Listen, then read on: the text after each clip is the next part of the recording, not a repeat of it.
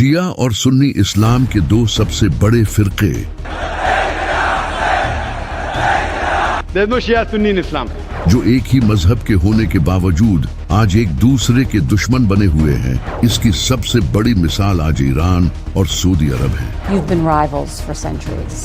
If they get one, we have to get one. While Iran's Ayatollah Khomeini has issued a warning to Saudi Arabia, Both Tehran and Riyadh are formidable rivals. They have fought most wars in the region. ये दोनों countries मुसलमान होने के बावजूद एक दूसरे के जानी दुश्मन हैं।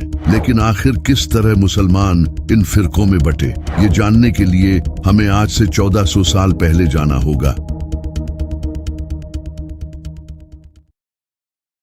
नबी सल्लल्लाहु अलैहि वसल्लम की वफात से तकरीबन 3 महीने पहले अल्लाह ने नबी सल्लल्लाहु अलैहि वसल्लम को इनकी जिंदगी का आखिरी हज करने का हुक्म दिया, जिसके बाद नबी सल्लल्लाहु अलैहि वसल्लम ये हज करने के लिए मक्का की तरफ रवाना हुए और फिर नबी सल्लल्लाहु अलैहि वसल्लम ने हज अदा किया। हज से वापसी के सफर के दौरान नबी सल्लल्लाहु अलैहि वसल्लम एक जगह पर रुके जिसका नाम गदीर खुम था। ये एक ऐसी जगह थी जहां से डिफरेंट रास्ते निकलते थे, यानी कि अब मुसाफिर एक ऐसी जगह पर पहुंच चुके थे जहां से इनके रास्ते अलग होने वाले थे। तो नबी सल्लल्लाहु अलैहि वसल्लम ने अपने सहाबा को हुक्म दिया कि मेरे लिए एक मिंबर तैयार करो, जिसके बाद नबी सल्लल्लाहु अलैहि वसल्लम के सहाबा ने उनके लिए एक मिंबर तैयार किया। फिर आप सल्लल्लाहु अलैहि वसल्लम मिंबर पर चढ़े और फरमाया, ऐ लोगों, जान लो कि मैं भी एक इंसान हूँ। हो सकता है कि बहुत जल्द मौत का फरिश्ता आकर मुझे मौत की दावत दे और मैं इस दावत को कबूल कर लूँ, लेकिन मैं अपने बाद तुम में 2 भारी चीजें छोड़कर जा रहा हूँ, एक कुरान और दूसरी मेरी अहले बैत। कुरान को थामे रखना और मैं तुम्हें अल्लाह का खौफ दिलाता हूँ कि मेरी अहले बैत के साथ अच्छा सलूक करना। फिर आप सल्लल्लाहु अलैहि वसल्लम ने इमाम अली अलैहिस्सलाम को मिंबर पर बुलाया और फरमाया, मन कुन्तु मौलाहु फहाज़ा अलीयुन मौलाह, जिसका मैं मौला हूँ उसका अली मौला है। या अल्लाह, उससे मोहब्बत कर जो अली से मोहब्बत करे और उससे दुश्मनी रख जो अली से दुश्मनी रखे। अरबी में मौला का मतलब सरदार या लीडर होता है, यानी नबी सल्लल्लाहु अलैहि वसल्लम इमाम अली को उम्मत का लीडर बनाकर गए थे। ये सुनने के बाद हजारों सहाबा ने इमाम अली को इसकी मुबारकबाद दी। जैसे कि हजरत उमर ने कहा, मुबारक हो अली, आप हर मर्द और औरत के मौला बन चुके हो। इस खुतबे के 3 महीने बाद नबी सल्लल्लाहु अलैहि वसल्लम की तबीयत बहुत खराब हो गई। आप सल्लल्लाहु अलैहि वसल्लम जान गए थे कि अब आपकी वफात का वक्त करीब है। तो आप सल्लल्लाहु अलैहि वसल्लम ने सहाबा को हुक्म दिया कि मुझे कागज और कलम ला दो ताकि मैं तुम्हें एक वसीयत लिख दूं, जिसके बाद तुम कभी गुमराह नहीं होगे। लेकिन हजरत उमर ने आगे से कहा, नबी सल्लल्लाहु अलैहि वसल्लम बीमारी की हालत में ऐसी बातें कर रहे हैं और हमारे पास वैसे भी अल्लाह की किताब मौजूद है जो हमारे लिए काफी है। ये सुनकर सहाबा के दरमियान बहस शुरू हो गई।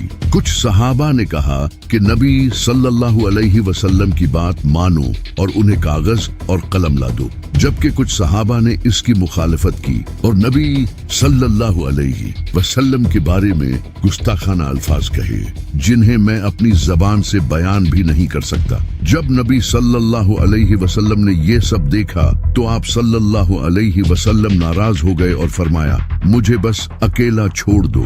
जिसके बाद सारे सहाबा ने नबी सल्लल्लाहु अलैहि वसल्लम को अकेला छोड़ दिया। नबी सल्लल्लाहु अलैहि वसल्लम कागज और कलम इसलिए मांग रहे थे क्योंकि आप सल्लल्लाहु अलैहि वसल्लम अपने बाद किसी को खलीफा बनाकर जाना चाहते थे और वो इमाम अली हो सकते थे। इसी वजह से शिया हजरत उमर पर इल्जाम लगाते हैं कि उन्होंने जानबूझकर नबी सल्लल्लाहु अलैहि वसल्लम को खलीफा अनाउंस करने नहीं दिया। अगर देखा जाए तो इस हदीस में अल्फाज हैं कि नबी सल्लल्लाहु अलैहि वसल्लम ने फरमाया, लाओ कलम और कागज ताकि मैं तुम्हें वसीयत लिख दूं, जिसके बाद तुम कभी गुमराह नहीं होगे। और ये तो हर कोई जानता है कि उम्मत में सबसे ज्यादा गुमराही खिलाफत के मामले में आई है। और जब नबी सल्लल्लाहु अलैहि वसल्लम फरमा रहे हैं कि मैं तुम्हें कुछ ऐसा लिख दूंगा जिसके बाद तुम कभी गुमराह नहीं होगे, तो अगर उस वक्त आप सल्लल्लाहु अलैहि वसल्लम को कागज और कलम दे दिया जाता تو آج امت گمراہ نہ ہوتی۔ یہ صحابہ کی بہت بڑی غلطی تھی جس کی سزا آج پوری امت بھگت رہی ہے۔ اسی وجہ سے عبداللہ بن عباس جو نبی صلی اللہ علیہ وسلم کے چچا زاد بھائی تھے، وہ ساری زندگی اس پر رویا کرتے تھے اور فرماتے تھے کہ اس دن صحابہ نے نبی صلی اللہ علیہ وسلم کے ساتھ جو بھی کیا وہ بہت غلط تھا۔ اور کمال کی بات یہ ہے کہ عبداللہ بن عباس ساری زندگی امام علی کے ساتھ رہے تھے۔ اس واقعے کے 4 دن بعد نبی صلی اللہ علیہ وسلم وفات پا گئے۔ جب آپ صلی اللہ علیہ وسلم کی وفات ہوئی تو تمام صحابہ غم میں رونے لگے۔ تبھی کسی صحابی نے آ کر انہیں خبر دی کہ وہاں ثقیفہ بنی سعدہ میں انصار اپنا خلیفہ چننے والے ہیں۔ یہ سن کر حضرت ابو بکر اور حضرت عمر فوراً وہاں چلے گئے، جبکہ امام علی علیہ السلام نبی صلی اللہ علیہ وسلم کے ساتھ ہی رہے، کیونکہ وہ آپ صلی اللہ علیہ وسلم کی تدفین چھوڑ کر نہیں جانا چاہتے تھے۔ نبی صلی اللہ علیہ وسلم نے فرمایا تھا کہ مجھے علی اور میرے چچا عباس ہی دفن کرے۔ صرف امام علی ہی نہیں، حضرت زبیر، حضرت سلمان فارسی، حضرت مقداد، حضرت بلال اور حضرت سعد بن عبادہ بھی نبی صلی اللہ علیہ وسلم کو چھوڑ کر نہیں گئے۔ ثقیفہ بنی سعدہ پہنچ کر حضرت ابو بکر نے انصار کو کہا کہ نبی صلی اللہ علیہ وسلم قریش میں سے تھے تو خلیفہ بھی قریش سے ہی ہونا چاہیے، جبکہ انصار حضرت سعد بن عبادہ کو خلیفہ بنانا چاہتے تھے، لیکن وہ اس وقت وہاں موجود نہیں تھے۔ اس کے بعد حضرت عمر نے حضرت ابو بکر کا ہاتھ بلند کیا اور لوگوں نے انہیں خلیفہ چن لیا۔ امام علی علیہ السلام کو اس طرح خلیفہ چننا صحیح نہیں لگا۔ یہ ویسے ہی تھا جیسے پاکستان میں بغیر الیکشنز کیے کچھ لوگ نواز شریف کو پرائم منسٹر بنا دیں، ایگزیکٹلی جو کہ ابھی ہوا تھا۔ اسی وجہ سے امام علی علیہ السلام نے حضرت ابو بکر کی بیعت نہیں کی۔ صرف امام علی ہی نہیں بلکہ حضرت سعد بن عبادہ نے بھی حضرت ابو بکر کی بیعت نہیں کی۔ اس کے علاوہ اور بھی بڑے اصحاب جیسے حضرت زبیر، حضرت سلمان فارسی، حضرت مقداد اور نبی صلی اللہ علیہ وسلم کے چچا حضرت عباس، ان سب نے بھی شروع میں حضرت ابو بکر کی بیعت نہیں کی، کیونکہ وہ امام علی علیہ السلام کو خلیفہ بنانا چاہتے تھے۔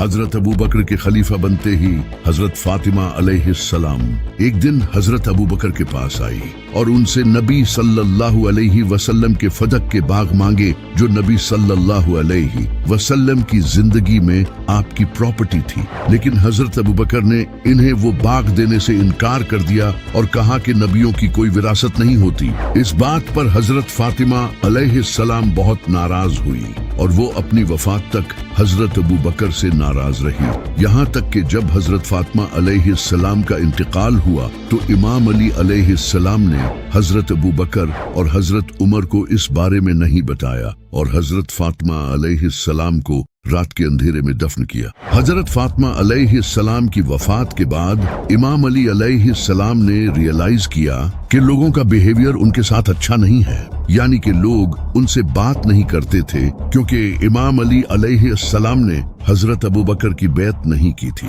یہ دیکھ کر امام علی علیہ السلام نے حضرت ابو بکر کو اپنے گھر بلایا اور کہا کہ حضرت عمر کو اپنے ساتھ نہ لائیں۔ اس کے بعد حضرت ابو بکر ان کے گھر آئے اور امام علی علیہ السلام نے پھر سب لوگوں کے سامنے حضرت ابو بکر کی بیعت کی۔ یہ تمام انسیڈنٹس آج بھی اسلام کے سب سے کنٹروورشل ٹاپکس ہیں جن پر مسلمان آج تک ایک دوسرے سے لڑتے ہیں۔ انہی واقعات کی وجہ سے اس وقت مسلمانوں میں اختلاف شروع ہو گئے تھے، لیکن اس کے بعد ایک اور بڑا طوفان آنے والا تھا جس نے پوری امت کو توڑ کر رکھ دیا۔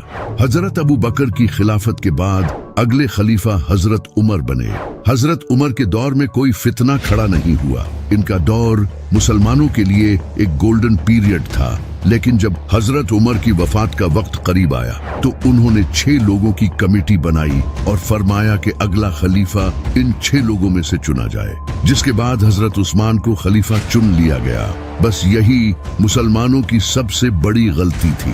حضرت عثمان نے خلیفہ بنتے ہی اپنے رشتہ داروں کو گورنر بنانا شروع کر دیا۔ حضرت عثمان کے گورنرز میں ولید بن عقبہ بھی شامل تھا۔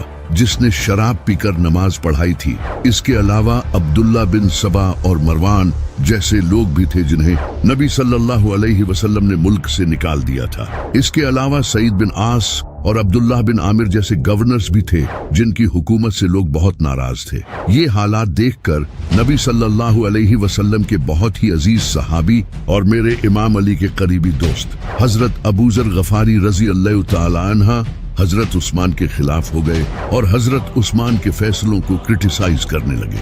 हजरत अबू ज़र गफारी रजी अल्लाह तआला अन्हा दमेस्कस जाकर मुआविया के घटिया कामों को खुलेआम क्रिटिसाइज करने लगे। जब मुआविया ने ये देखा तो उन्होंने हजरत उस्मान को खत लिखा, जिसके बाद उस्मान ने इन्हें वापस मदीना बुलवाया। लेकिन मदीना आकर भी हजरत अबू ज़र गफारी रजी अल्लाह तआला अन्हा हजरत उस्मान के फैसलों को क्रिटिसाइज करते रहे, जिसके बाद हजरत उस्मान ने इन्हें मदीना से निकाल दिया। हालांकि नबी सल्लल्लाहु अलैहि वसल्लम ने फरमाया था कि अबू ज़र गफारी मेरी उम्मत में हजरत ईसा की तरह है और ये सबसे सच्चा इंसान है।